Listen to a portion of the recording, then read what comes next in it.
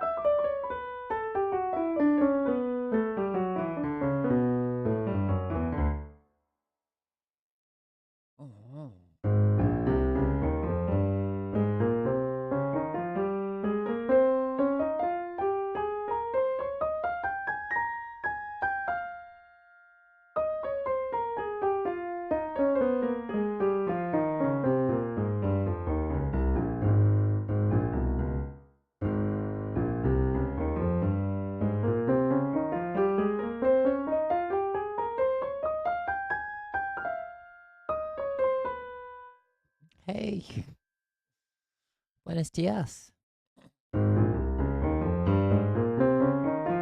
Buenas noches.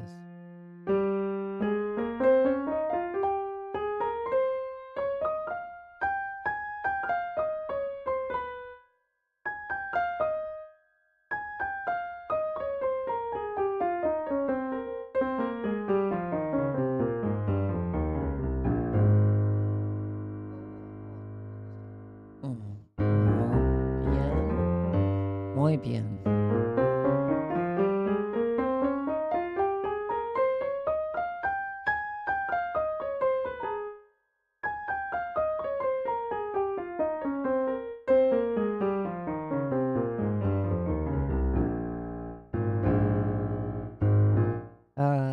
¿Y estoy usted?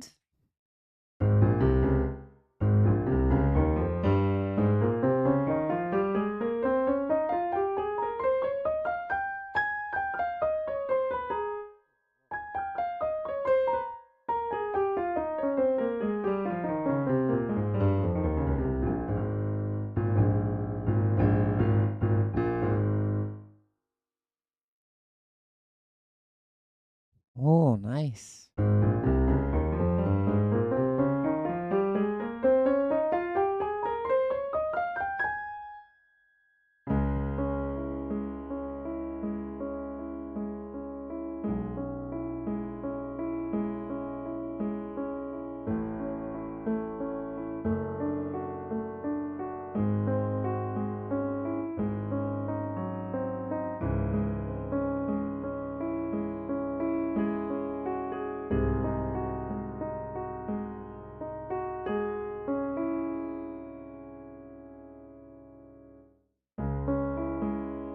Very nice.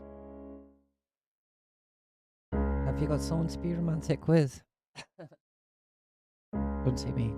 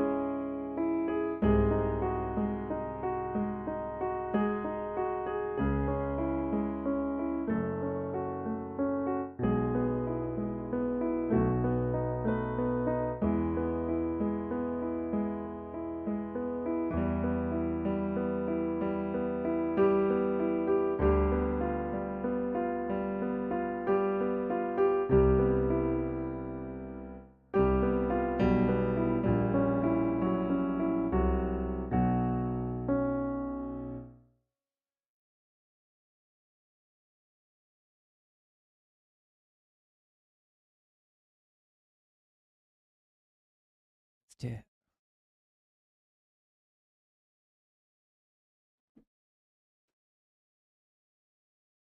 Yeah, me too.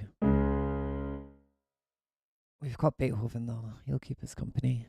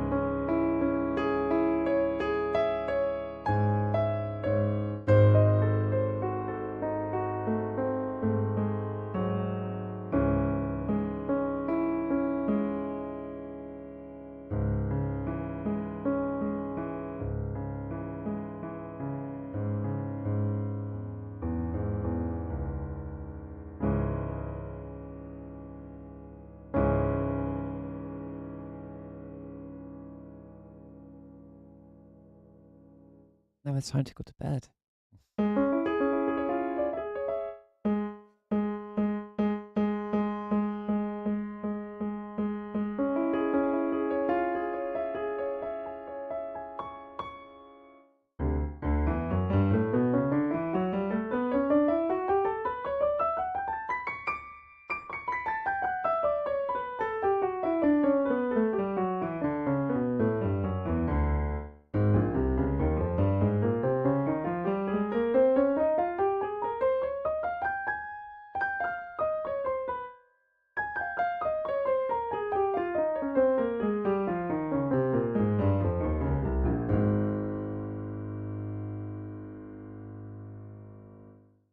Thanks, Mom.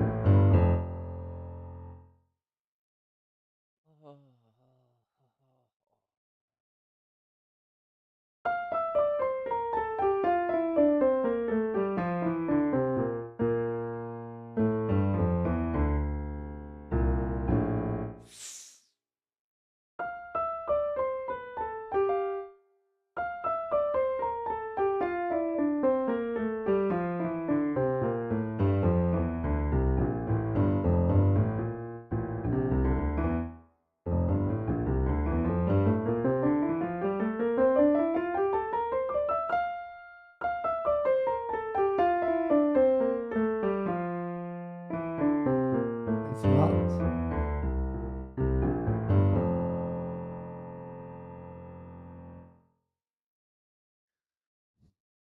What's it about? Balloons.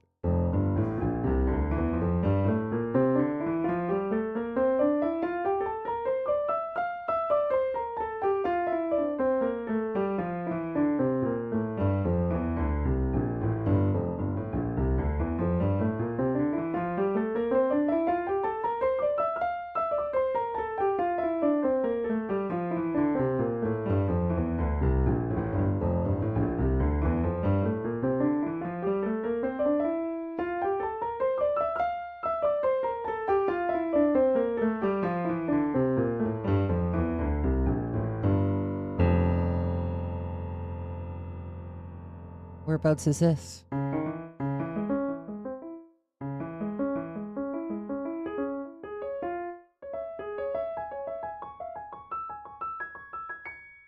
Are these the weather balloons? The spy balloons?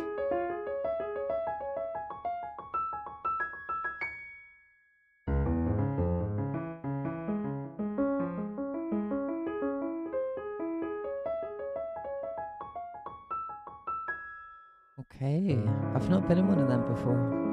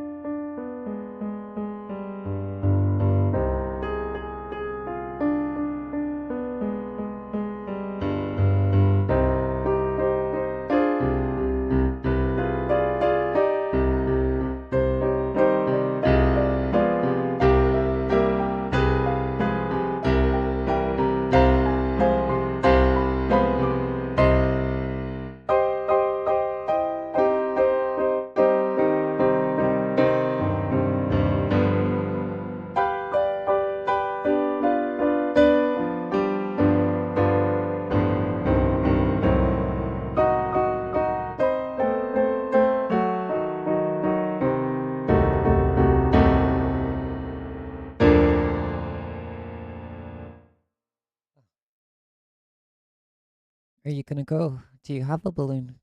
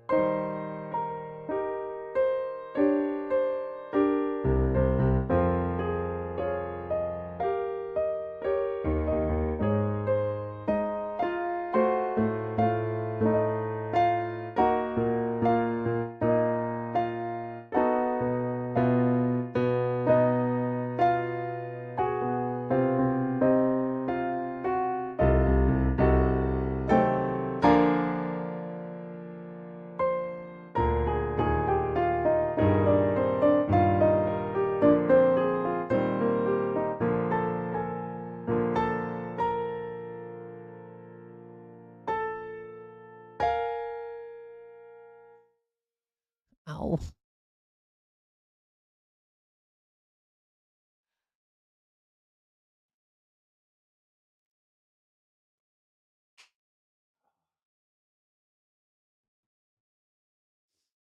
Is it today? Is it tonight? That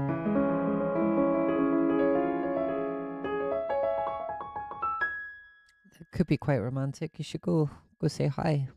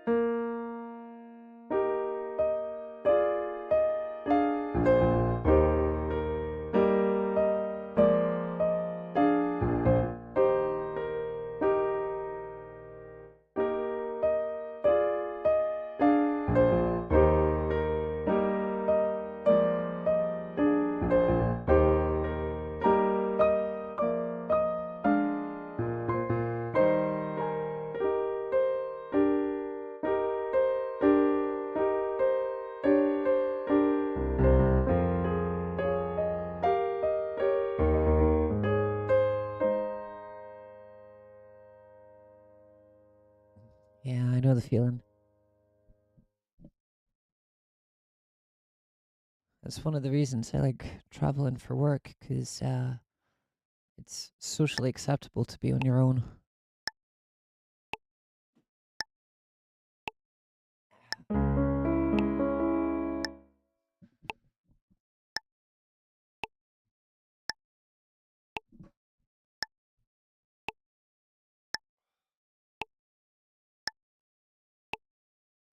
Okay, okay. It's probably too cold to do it here.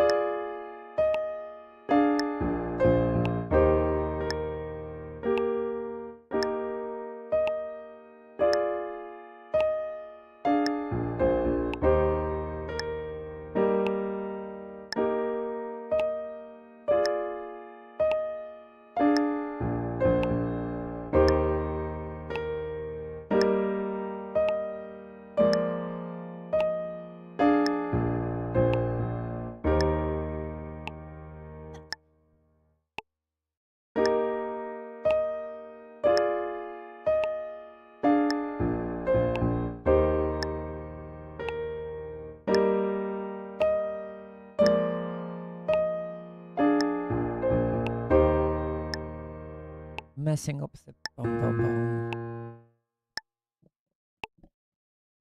Mm.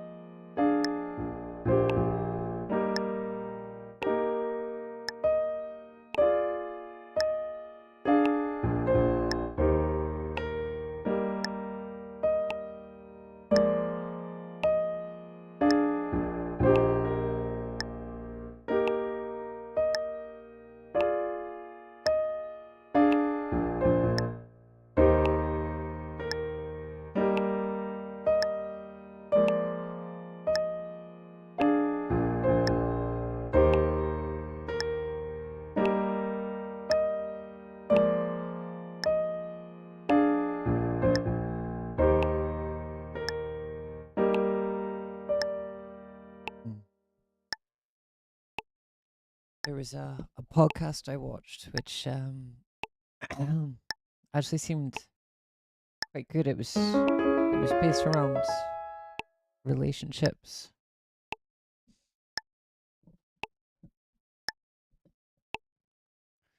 2 secs. Listen, I'll try find it.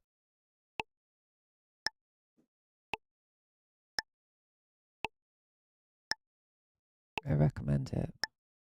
I might watch it again.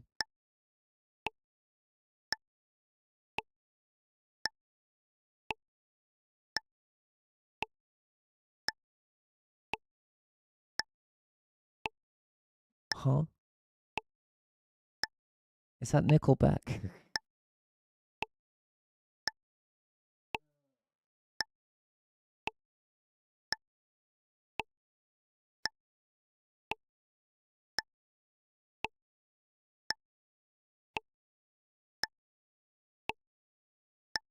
Welcome to the Huberman Lab podcast, where we discuss science and science-based tools for everyday life. I'm Andrew Huberman, and I'm a professor of neurobiology and ophthalmology at Stanford School of Medicine. My guest today is Esther Perel. Esther Perel is a psychotherapist and one of the world's foremost experts on romantic relationships. She's also the author of best-selling books such as Mating in Captivity and The State of Affairs. Today's discussion focuses on what it means to be in a truly functional romantic relationship. We discuss this from the standpoint of identity, that is, how people both try to hold on to and evolve their identities within a relationship, and how a truly functional romantic relationship indeed evolves over time from a standpoint of curiosity and adventure, but also one in which people need to hold on to certain components of themselves. We explore what conflict in relationships looks like and the dynamics that underlie those conflicts, so focusing less on specific scenarios, but rather the dynamics that exist in conflicts in romantic relationship across all different situations and different combinations of people. And of course, we also talk about what healthy conflict resolution looks like, what a truly effective apology looks and sounds like, and we explore the erotic aspects of relationships, comparing and contrasting, for instance, love and desire, how sometimes those things run in parallel in the same direction, how sometimes those run in opposite directions, and how people can explore their own notions, their own models of love and desire in order to have more effective romantic relationships. By the end of today's episode, you will learn from the world's foremost expert on romantic relationships, how to find, build, and revive romantic relationships that feel most satisfying to all partners involved. I'm also pleased to announce that Esther Perel has just released a new course on intimacy. You can find a link to that course in the show note captions, as well as links to her books, her podcast, and other resources about romantic relationships. Before we begin, I'd like to emphasize that this podcast is separate from my teaching and research roles at Stanford. It is, however, part of my desire and effort to bring zero cost to consumer information about science and science-related tools to the general public. In keeping with that theme, I'd like to thank the sponsors of today's podcast. Our first sponsor is David. David makes a protein bar unlike any other. It has 28 grams of protein, only 150 calories, and 0 grams of sugar. That's right, 28 grams of protein, and 75% of its calories come from protein. This is 50% higher than the next closest protein bar. These bars from David also taste incredible. And I personally am away from weight. If only you didn't need alcohol. Too warm or few questions such as,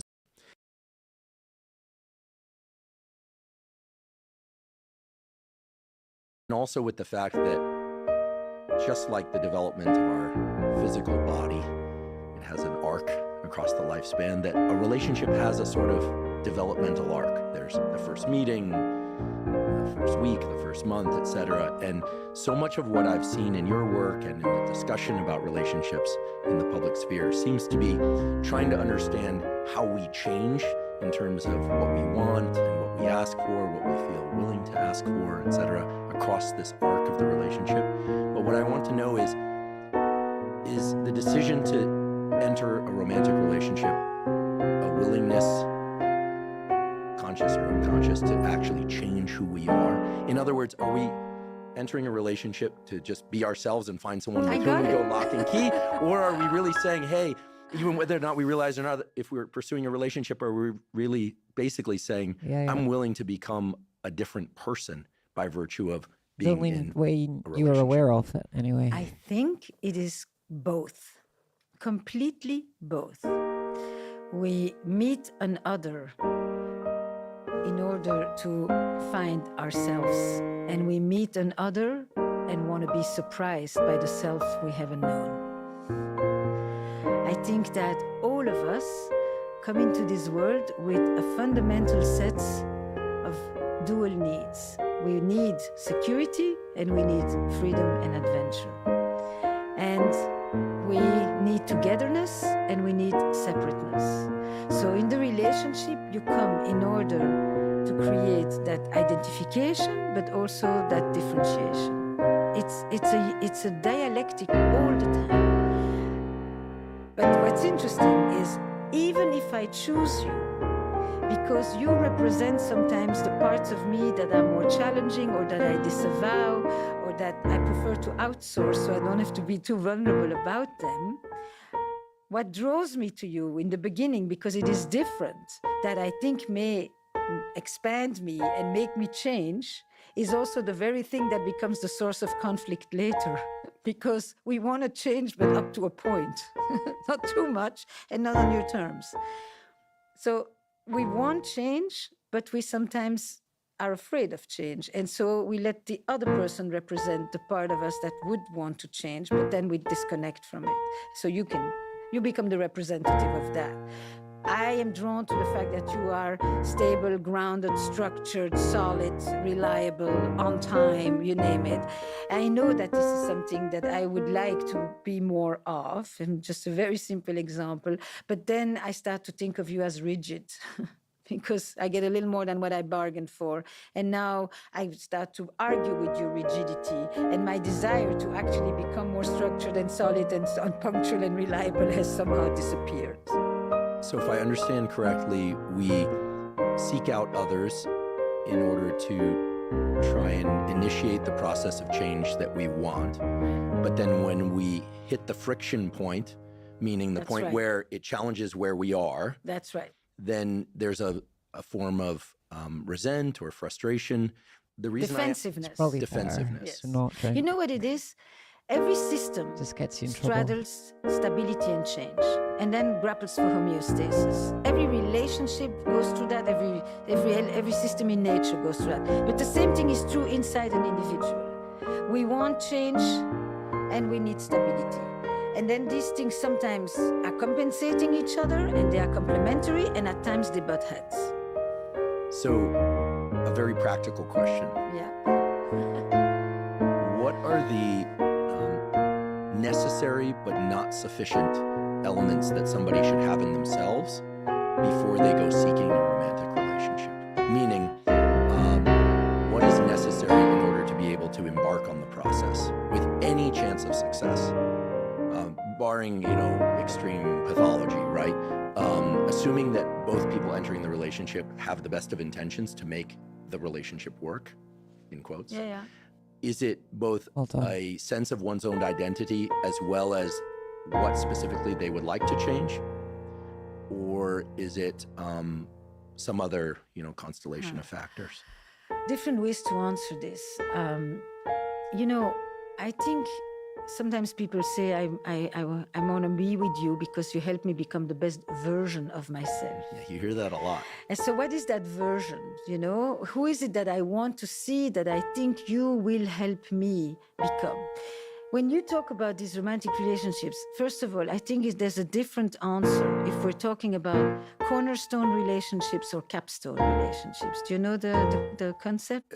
If you don't mind defining those for the audience. So the cornerstone relationship is where, when we used to meet in our early 20s, yeah, I'm not surprised. And together we build the foundation of our relationship. We grew together. We saved our first monies together. We got our first places together, etc. It was very much foundational.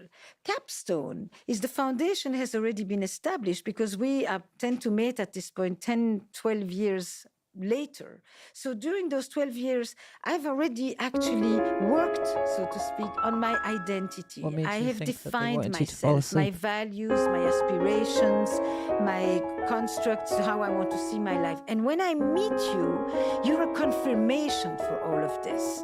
You're a confirmation of what I've already built. And I am putting you and me as the capstone, which we put on top of what we've already created. You and me, you've done the same thing. So I am looking for someone who recognizes my identity, not for someone who helps me develop my identity from a much earlier age. So there's a developmental arc that changes the mandate. I said it's both, but the priority of if it's the building of identity or the expansion of that identity, what you call change, differs if you meet somebody when you're young and if you meet somebody when you're in your 30s. What happens when people are mismatched in terms of age? I mean, there is a big age differences a lot of the time. I asked, what made you think they wanted you to fall asleep? And in gay relationships, you have often a major age difference that means something else, but it creates differentiation. In straight relationships, you often have men who are a lot older than the women, very much rooted in evolutionary biology, I think, and fertility. But and now we have more and more a new phenomenon of older women with younger men, but that's actually been very rare in most cultures. So that's shifting now towards more often people are observing older women with younger men. You know, when you have 4 movies at this moment that are talking about this, then you begin to see the crescent of a new cultural phenomenon. I think the fact that it appears in the arts and in the culture usually announces something. I wouldn't make it yet a phenomenon. But you asked me a question before about what are the things people need. I mean, you know, when you embark any relationship, I tend to think as both end on a lot of things. I come to you with a certain self-awareness. How much self-awareness, the more there is, the better. And that self-awareness, I think, as its best, translates in a sense of, I think a good vow to say at the time of your wedding is, I'll fuck up on a regular basis, and on occasion, I'll acknowledge it. It means that self-awareness comes with a self-knowledge about your limitations, and your ability to take responsibility for it without blame and shame, and basically accountability. I think accountability is an enormous component of relationship. It's okay. We all do things. You know, we all have our wounds and our frustrations and our expectations and our unexpressed needs and our unfulfilled longings, etc. But it's a good thing to know it and to admit it and to not pretend that it's not me, but it's you. You know, I often say that couples therapy. I am a practicing couples therapist for almost 40 years, and couples often come to therapy thinking that you're a drop-off center.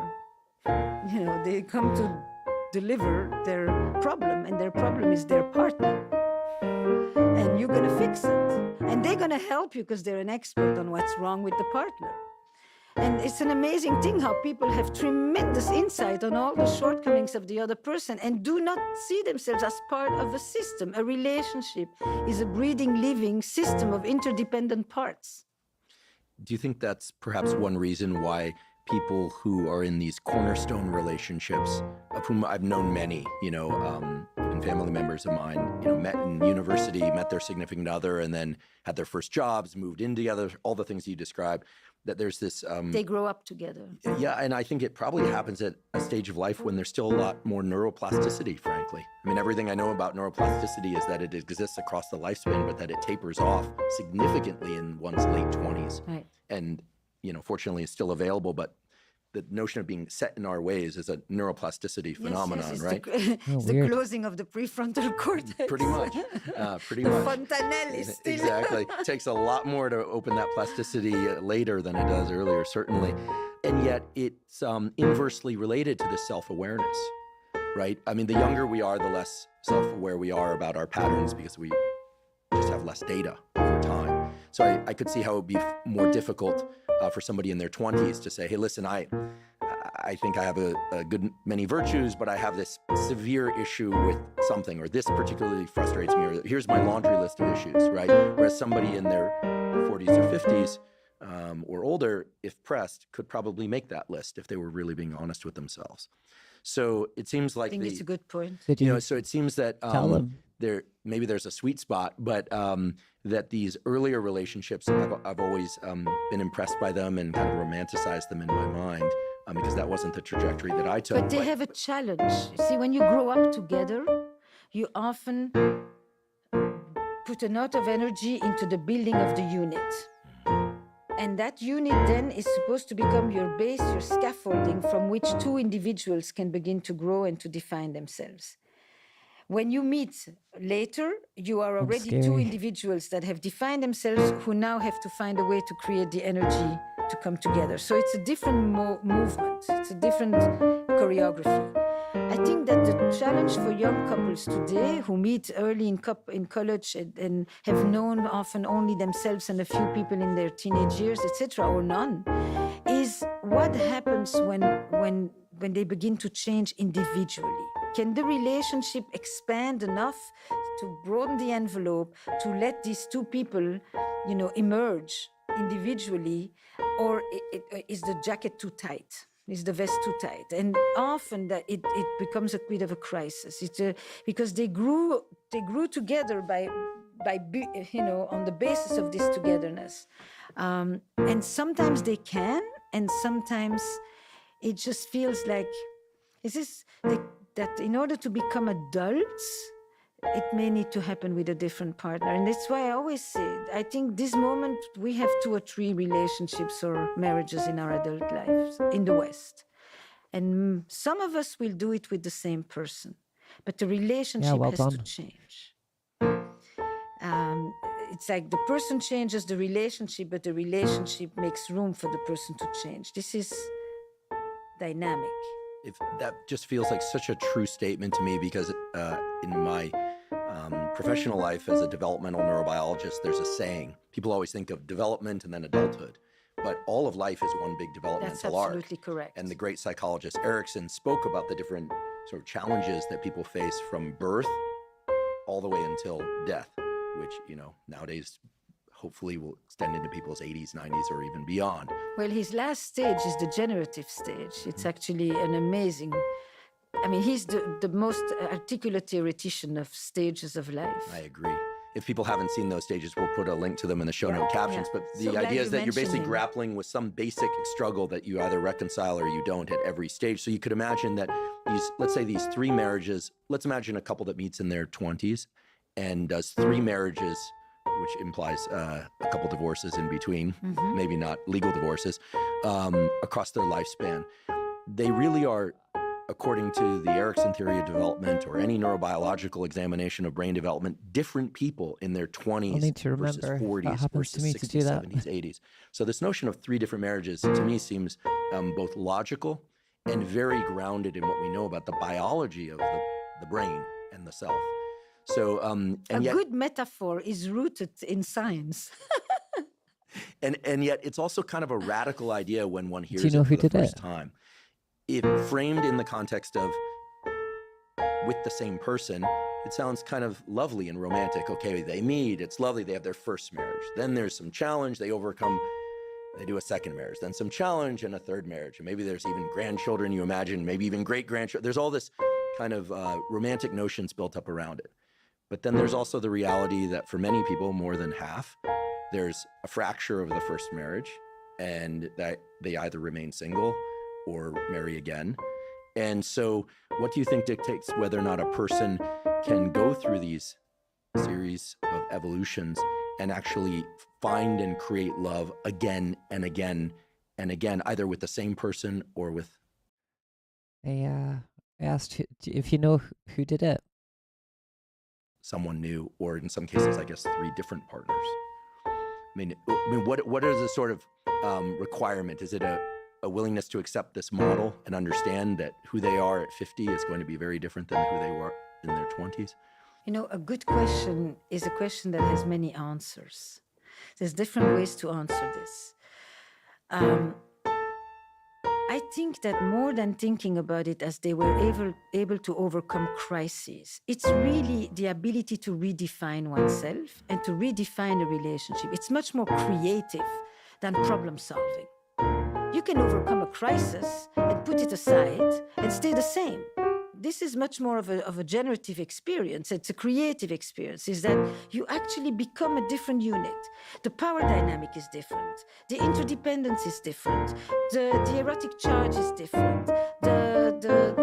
The connection to the outside world is different. It's really, it's enlivening. I think everybody understands the difference between a relationship that is not dead and a relationship that is alive. I am not there to help people survive. My work is about more than that. It's about helping people to feel alive. And the redefinition of having the same relationship with the same person, it has to be alive, not just not dead. And if sometimes that alive means recreating a new, going to a new person, a new country, a new city, a new social circle, a new profession, a lot of things that we today have access to change, things that people did once. When I ask an audience, if your grandparents grew up in the same neighborhood or in the same town and worked in the same company, most people raise their hands. And then I go down the generations, and then now it's like, how many of you have had 3 jobs in the last 5 years? So this notion that we can create new things for ourselves is actually one of the greatest things that has happened in the realm of relationships. We can have kids much later. We can join somebody who has already had those children. We can marry in our 60s for the first time. We can live in a threesome. There's a plasticity, if you want to use a word to the world of relationship today, that is extremely rich and expansive, but demands a set of skills to negotiate, to understand the uncertainty that comes from having to make so many decisions. At a time in the past, none of us made decisions about most of these things. They were handed down to us. So that level of freedom is utterly rich, but comes with a tremendous amount of anxiety and demands maturity.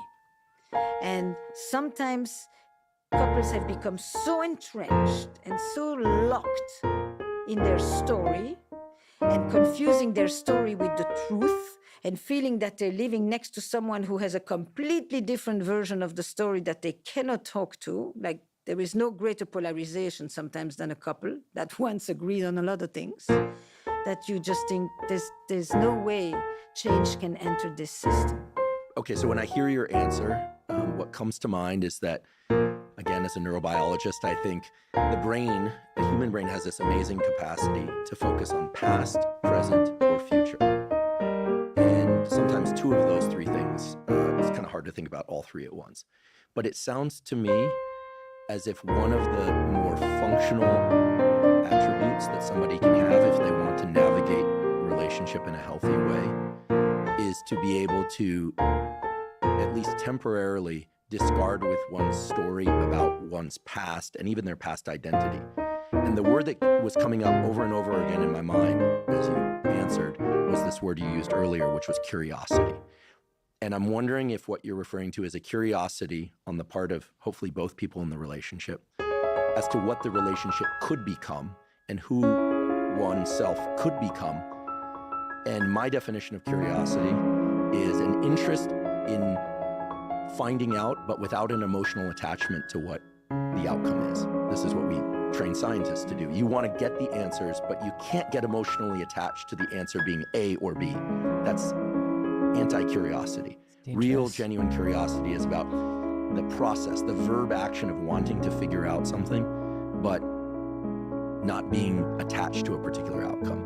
And as you were describing sort of functional trajectory of relationship, I was thinking, okay, so if one could approach relationship with a willingness to discard kind of stories about one's past and maybe even a sense of one's identity of past, be willing to let go of that a little bit and just be curious about, like, where could this go if I let the relationship guide my evolution of identity a bit? And that takes some, It as was you in the said, air. some boldness, because if it's kind of scary, right? If you not knowing who one is going to become, if they let the other person, maybe lead for a while, or if they were to lead for a while. Are these the sorts of dynamics that you're referring to? I think you almost articulated one of the most important pieces of my work. Sounds like something from a curiosity film. is one of the top words for me, because it stands in opposition to reactivity. Reactivity reinforces the cycle. It just creates narrow repetition, rapid cycles of escalation. It usually involves defense and attack and blame, etc. Curiosity is an active engagement with the unknown.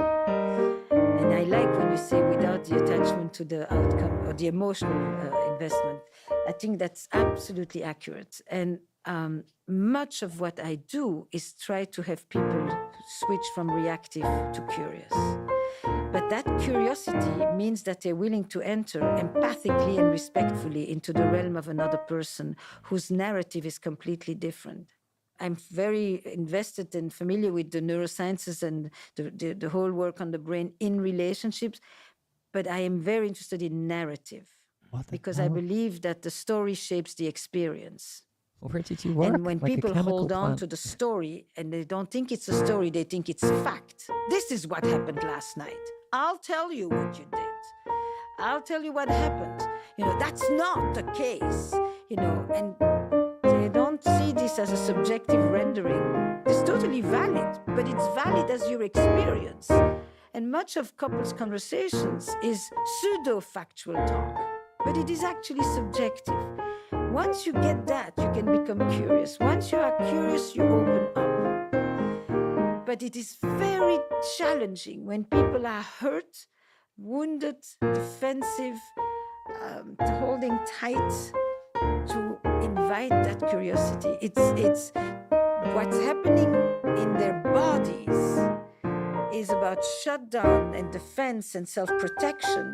And I'm doing this physically to you because this is where the brain and the neurobiology in that moment is going against what actually is in their best interest, psychologically and existentially. I'd like to take a quick break and acknowledge our sponsor, AG1. AG1 is a vitamin mineral probiotic drink that also includes prebiotics and a taste. Andrew. Find that later in the interview. Again, locked in a time domain, and not to spin off into a tangent about this, but no, it's not a tangent. Put differently, when we are relaxed, we can think about time and our life and other things happening around us and others in a far more dynamic way. The stress response is about solving for the feeling now. It has no sense about, or it doesn't allow us a window into the cognition or emotions that are related to what could be, even though we desperately want out of there. And there's all sorts of evolutionary reasons why this would be the case. Where did you work? A chemical plant or something? Of course. But I feel like a statement that you made, which is that a curiosity and a willing to discard with one's own narratives, and in particular what you said about that people perceive their own experience as fact, when in actuality, often, it's just two different stories. Neither person is correct. One person, but people have these stories which are almost confabulation at some point, but they feel so true to all of us when we experience them. I also feel like that's a lot of what's happening in culture at large. People of diametrically opposed camps really believe that the same thing is a reflection of two completely different series of facts. And it seems almost unsolvable at the level of culture. There's just too many people. But at the level of two individuals, I feel like it ought to be tractable. I have gone to a lot of meetings in the last year on issues of polarization on societal levels. And I often think, like, what is a psychologist or a couples therapist doing in those meetings? Why am I invited here? And then I think, you know what? You actually have a lot of experience with polarizations. Sitting for a long time it doesn't with sound couples like it. who once actually thought in the presence of the other, I discover myself. Now, can be so at odds. They're sitting sitting in the same room, they're listening to the same session, they have a complete different interpretation of what I said and what it meant, and they leave and you wonder, did it happen in the same room? The same thing is about what they describe about the night before. It's like, and if you didn't see them together and you saw them each alone, you would be completely mistaken. Because it's like Swiss cheese. Everything that one has left out is where the other one starts. So we learn a lot from doing couples work around the process of polarization, around the process of intractable conflict, around the sense that you are my enemy and there is nothing in what you say that I can recognize or be empathic towards or understanding. I think on a societal level, the people who have studied in a place where there shouldn't be something in the air. Intractable conflict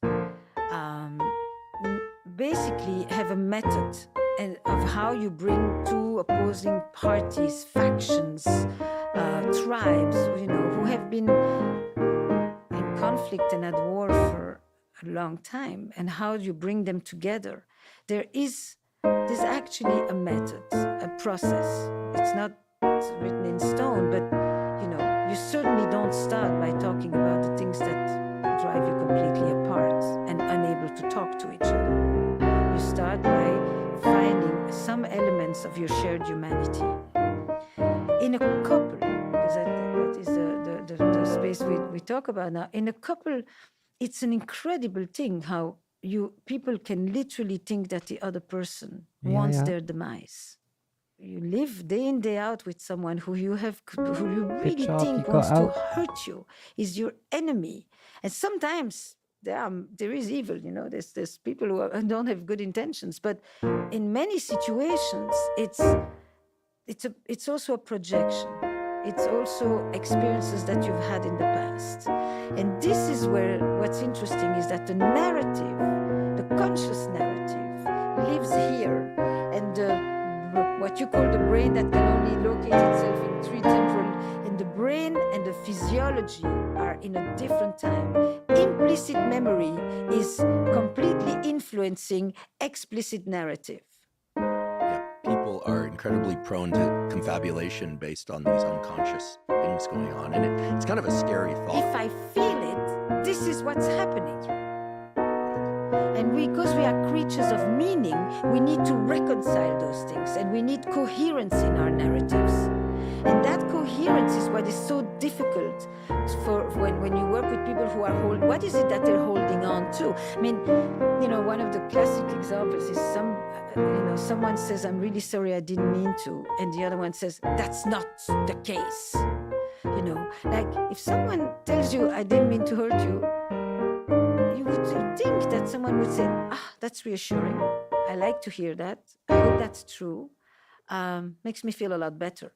Rather than proving to you that that's not true. You wanted to step on my toes. You intentionally put those heels on, or those shoes, or those fists, to step on me. And that coherence of maintaining the idea that if I feel that you hurt me, you must have been wanting to hurt me, rather than, I can be hurt, and that doesn't mean you intentionally were trying to do anything.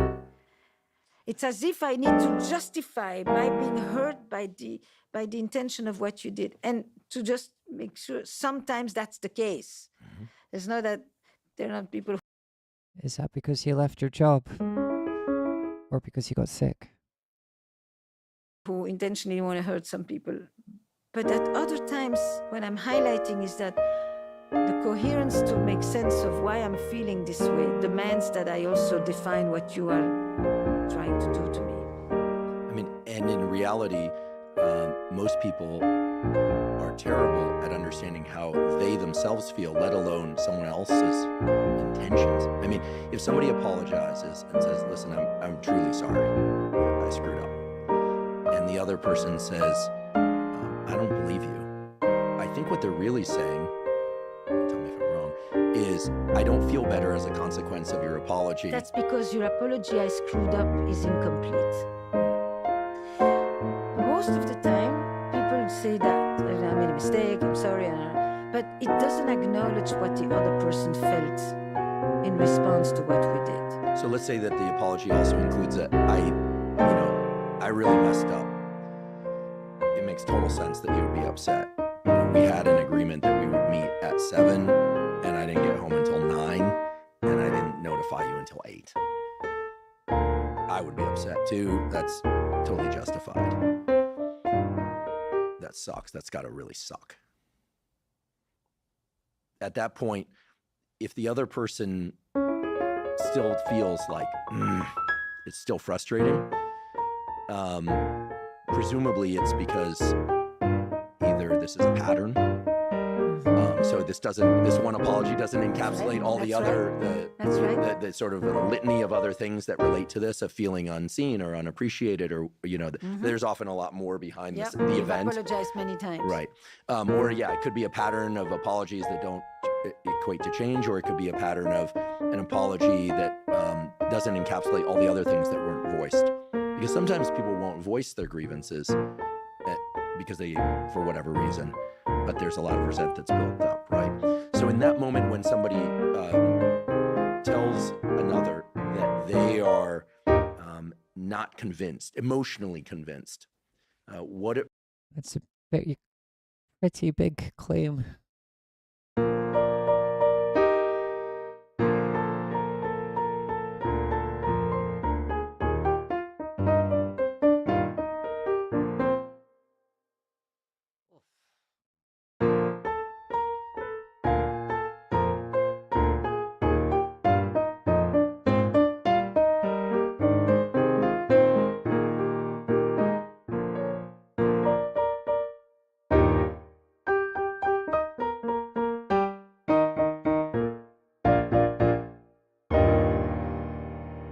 What are the tools that you give each in order to be able to navigate that sticking point? I think apology is an amazing topic in the realm of relationship. It's a huge piece. Apology, forgiveness, ownership, responsibility, accountability, that whole range of things. I think if you hear when people get sick, they have lemsip. I don't think lemsip is going around giving people colds and flus and stuff.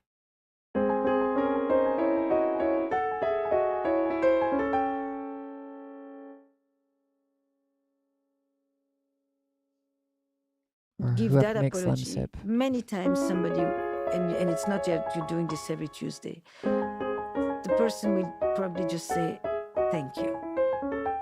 If you have someone who can't receive an apology, and the apology is sincere, that's the first and foremost thing that accompanies an apology, then you begin to ask, why is this person struggling to receive this? Because it is the thing that you should be getting.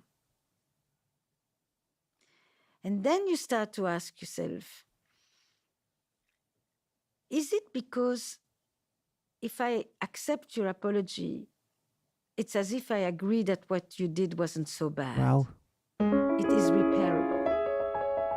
And in order to really make clear that the grievance is big, I cannot receive your apology.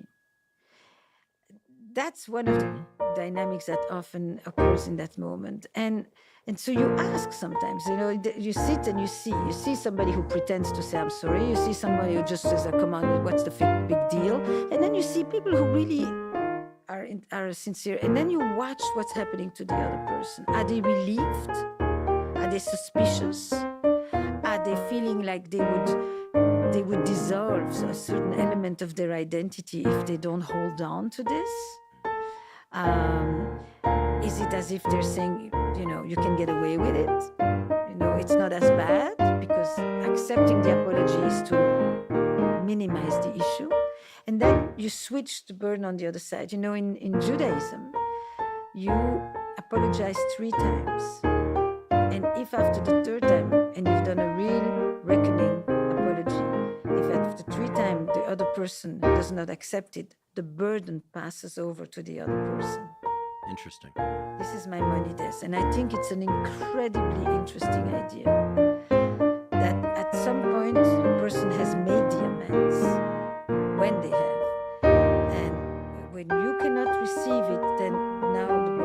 is a no. I'm just going to hover there for a second because I agree that apology is such an interesting and important concept.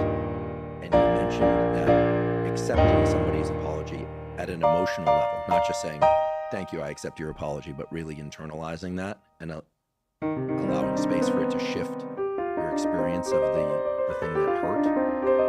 And by the way, accepting the apology doesn't yet mean that you forgive. Forgive is your freedom. You decide at what point you do it, and you may do it alone. It's not always. We have some of the best water here in Scotland.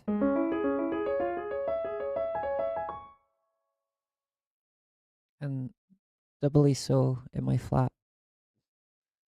It's the best tasting ever. So if you're ever here, I'll give you some. A dyadic experience. Apology is a dyadic experience, but forgiveness is freedom. Appreciate that distinction.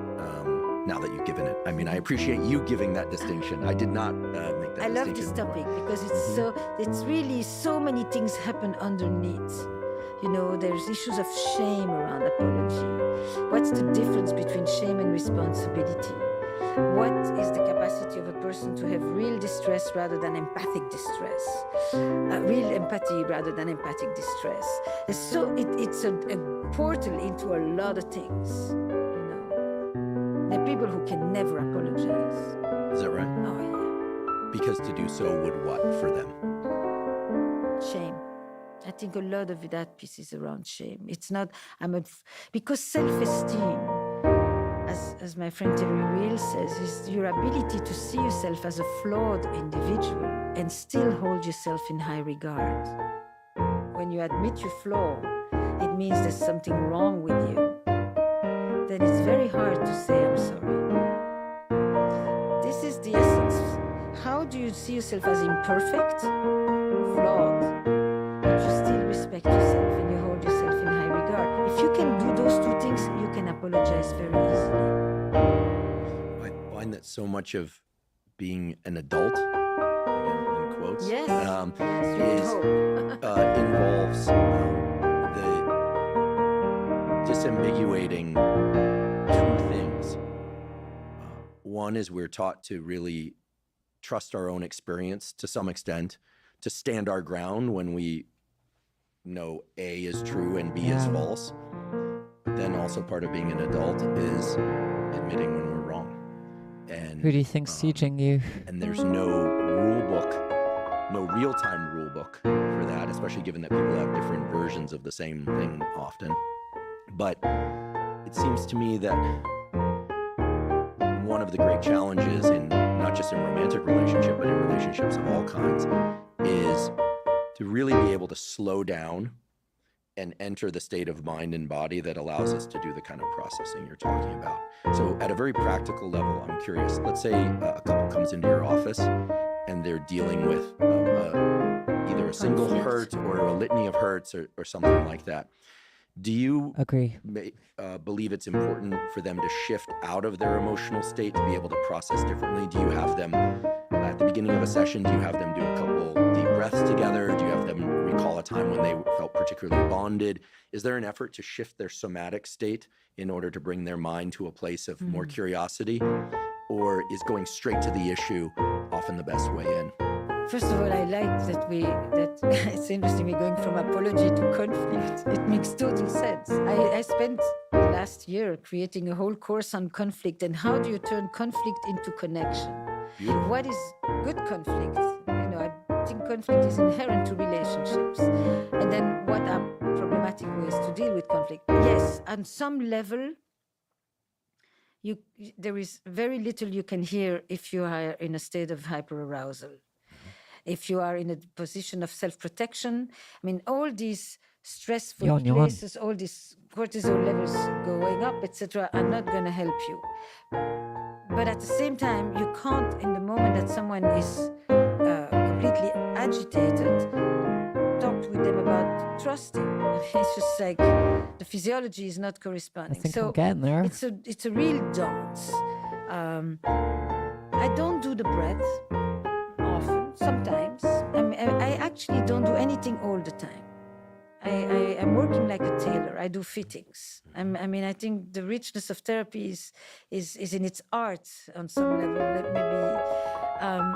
But sometimes I just say, I think you need to stand up and move, and just listen to what your partner has to say, but don't sit. Sometimes I say, don't look at each other. Sometimes I say, turn to each other. Some things are better done face to face, and some things are better done side by side. Parallel play, fishing. There's a lot of things like, driving. Every parent who's ever had a kid in the back knows this. You have both. You have moments when you need to be able to look into each other, and then there are moments where you just need to do this. Something about the side by side. Then, what would Beethoven do? It's also the limits of words. When is it important to talk? And when, we're talking because we are Homo sapiens, but in fact, if we were animals, we would be just making noises. We're not really making sense. So stop talking. So what I try very hard to do is to not let people show the worst side of themselves. They can do that at home. They don't need to come and shame themselves in my office. And I do know that certain situations will draw the worst out of people, but that doesn't mean that that's who they are. And that's one of the big things as a therapist, is to not fall for that. And just because if you met these people alone, they would be charming. And if you had met them maybe 2 years before, they would have been charming too. So something's happening between them that is making them act and react from places of deep hurt and fear and attack and all of that, and aggression. And sometimes I see them alone. I don't think that you are capable of having this conversation at this moment, because you're not willing to take any responsibility when you're sitting next to your partner. You're in a blame fest. We're not going to do that, so I'm going to talk with you alone. And then I'm going to prepare you to come to your partner with at least 1 or 2 things that you can own. What am I doing to contribute to this mess? Or what am I doing to make things better? I like to start the session by asking, what did you do? If I'm dealing with a kind of chronic conflict, low intensity warfare, or bigger, depends what kind of, there's different kinds of conflict. But I like to ask, what have you done this week to make things better? What a great question. What have you done to make your partner feel that they matter? Rather than what happened this week. I kind of have a sense. Please do not tell me the last unraveling. I got it. It goes from 0 to 60 in no time. And none of this. I don't need the details of the story. I need to know what you're doing to each other, what feelings you're instigating in each other. I don't need the plot. The plot is, there's only 3 dances. This fight, aiming at each other, withdrawing from each other, or one person withdrawing and one person pursuing. These are 3 types of major choreographies of conflict. Or quiet silence, or one goes after the other who is closing the doors and they follow them through the house, which is following them to a lot of other things. And from that place on, you decide, okay, who is doing what to whom? Who is feeling what at the hands of whom? What is influencing this? This person is once again feeling that way. This one didn't talk to them. They were being given the silent treatment that they used to feel when they grow up. And this feeling of neglect and dismissal is just... What do you mean? Personalize the guilt.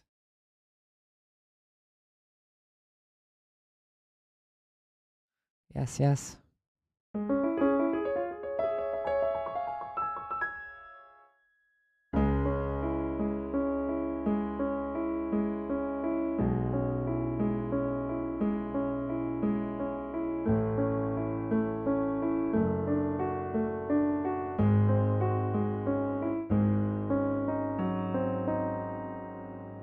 crushing them because they suddenly feel like they've been rejected completely. And this one is feeling like they're once again being attacked and invaded by this other person who keeps following them and wants to talk when they have taken. and is remembering when they were living in the place where they grew up, where they couldn't wait to get out because they were feeling completely flooded and overwhelmed by the shit show of their house. And these two stories are now dictating what's happening between these two people. These two people are no longer adults in the room. Oh, yeah, yeah, Their yeah. younger selves have completely taken over. Their amygdala is completely flooded.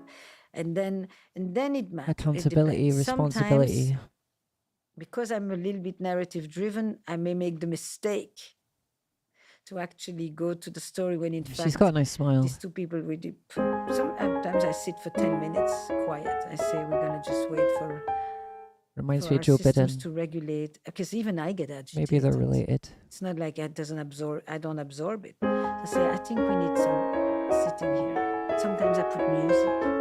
I love music, so I put music. You know, I just say, I don't think a single word is going to help here. And sometimes I say, I think we should stop the session. I mean, it depends. If you think there's something that can be gained, if you start to feel like it's just going to make it worse. And sometimes, in the middle of the session, they say, when's the last time you made him a cup of tea? And the fact that you can still make a cup of tea to someone who you would like to strangle is really special. It's amazing how we can inhabit two completely contradictory feelings at the same time. I can't stand you, get me the hell out of here, and I can't imagine my life without you. Those things coexist, love and hate, side by side. I'd like to take a quick break and thank one of our sponsors, Function.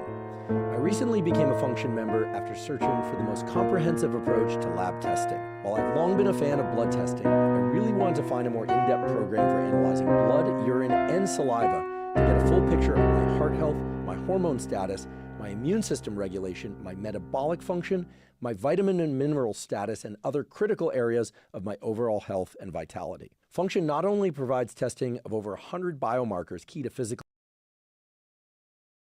and mental health, your results on how to best eating a lot of tuna, while also making an effort to eat more leafy greens and supplementing with NAC. It worked, and while I've been doing it for years, I've always found it to be overly complicated and expensive.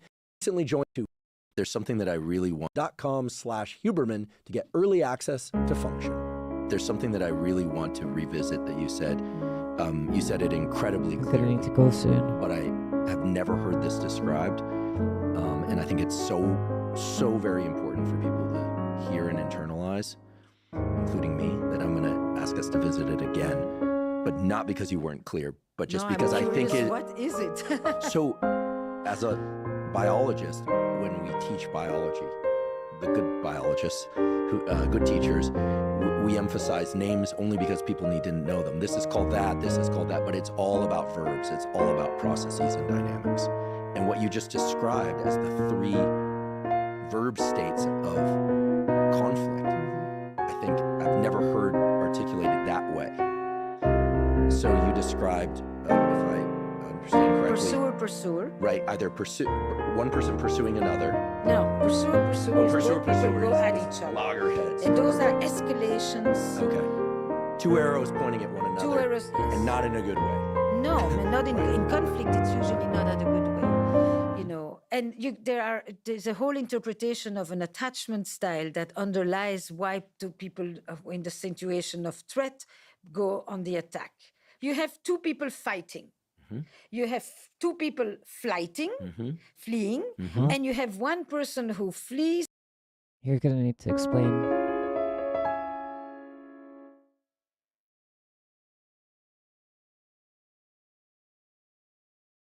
They want to break paternal and maternal generations. What does that even mean?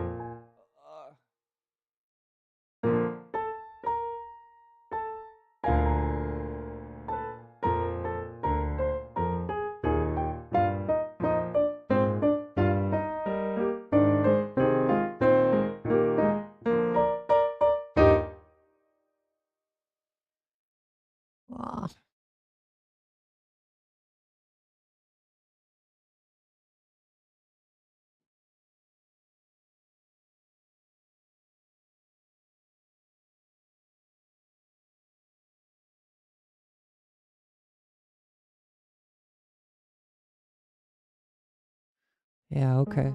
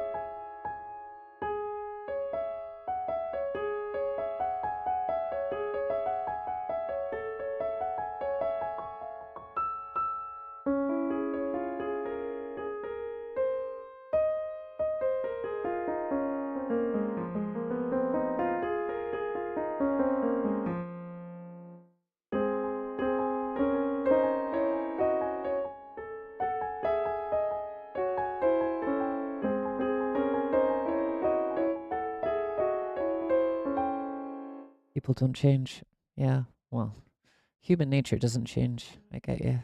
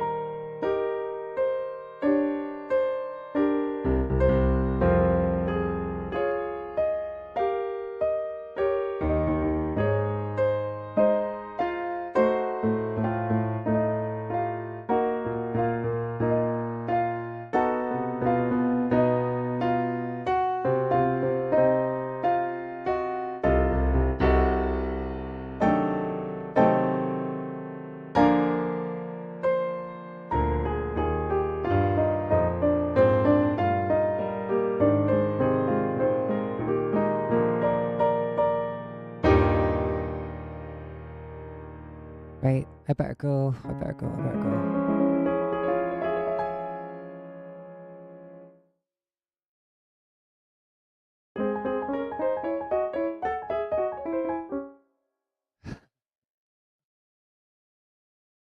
But very educational, thank you.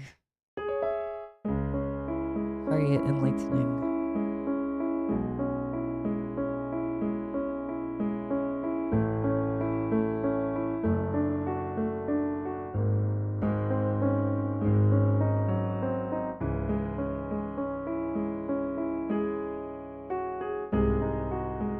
Yes.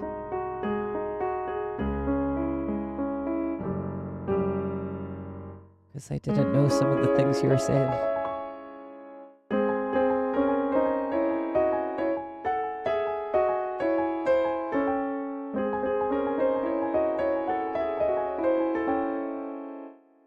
I've never read it.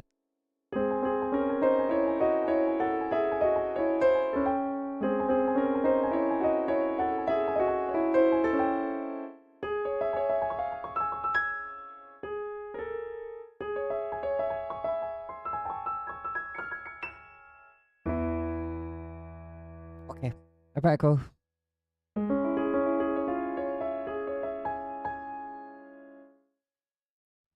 I shall see you tomorrow, hopefully. Gracias. Adios. Buenas noches.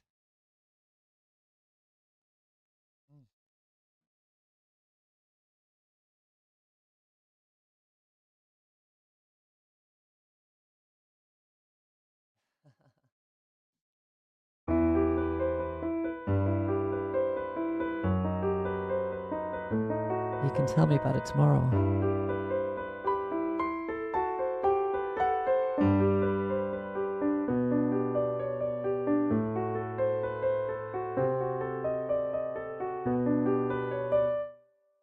Okay. Ciao. How do I do that?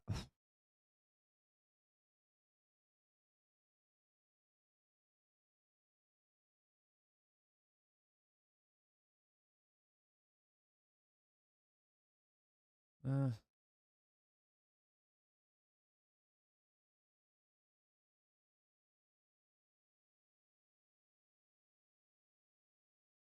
I can pin them. I don't know how to delete them though. Can you delete your own messages?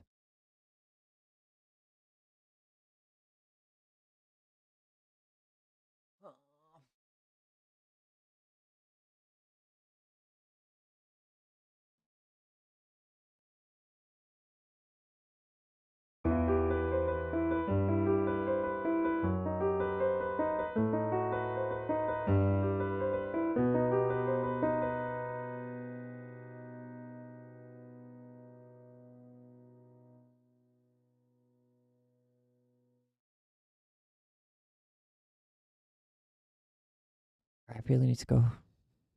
Very late. Hopefully see you tomorrow. Ciao ciao.